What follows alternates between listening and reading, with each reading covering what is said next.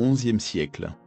Avec la fin de la domination égyptienne sur le Soudan à la suite de l'éclatement de l'Égypte en plusieurs royaumes rivaux, la Nubie devient indépendante.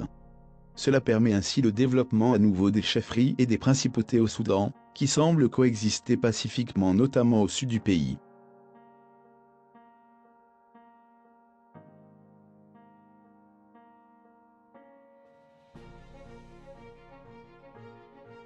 Xe siècle. On assiste alors à la constitution d'une principauté autour d'une dynastie locale à Napata, Jebel Barkal. Cette dynastie trouverait ses origines dans la lointaine Méroé, alors encore simple place commerciale. Peu à peu l'influence de la principauté s'étend sur l'ensemble des royaumes du Soudan, et constitue un puissant royaume au cœur de l'Afrique occidentale et centrale.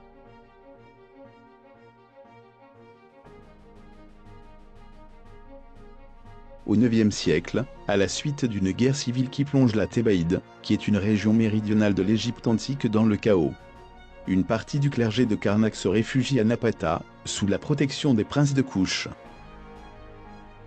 Royaume de Napata. Du 8e siècle au 4e siècle avant notre ère. Avec le règne du prince Salara, puis celui du roi Kakta le Kouchite. On assiste à la conquête de la Basse-Nubie puis de la Haute-Égypte. On peut alors considérer cette période comme l'apogée du royaume de Napata, dont la dynastie réclame l'héritage de l'Égypte. En effet, devant l'anarchie qui y règne, Pianki, puis après lui ses successeurs, interviennent et montent sur le trône d'Égypte, fondant la 25e dynastie.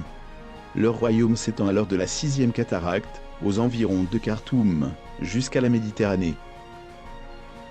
Pharaon de la 25e dynastie issue de Napata, Pianki, Shabaka, Shabataka, Taharka, Tenmuttaimani. Ils règnent tous sur le royaume de Kouch et d'Égypte. Cependant, on considère en général que le début réel de la 25e dynastie correspond au règne de Shabaka, qui après une nouvelle conquête de l'Égypte installe sa capitale à Memphis. En effet, la conquête de Pianki en l'an 21 de son règne n'est pas suivie d'une installation durable en Égypte, puisqu'après sa victoire, il rentre à Napata. De même, Taharka est considéré comme le dernier vrai roi nubien en Égypte. Après une première moitié de règne prospère, il est défait par les Assyriens, et se retire dans le sud, en Nubie ou à Thèbes, où il meurt après 26 ans de règne en -664.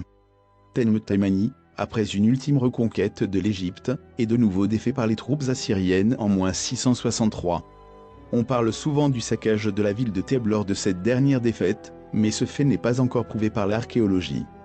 De cette époque date la construction des temples napatéens de la Nubie actuelle et du Soudan.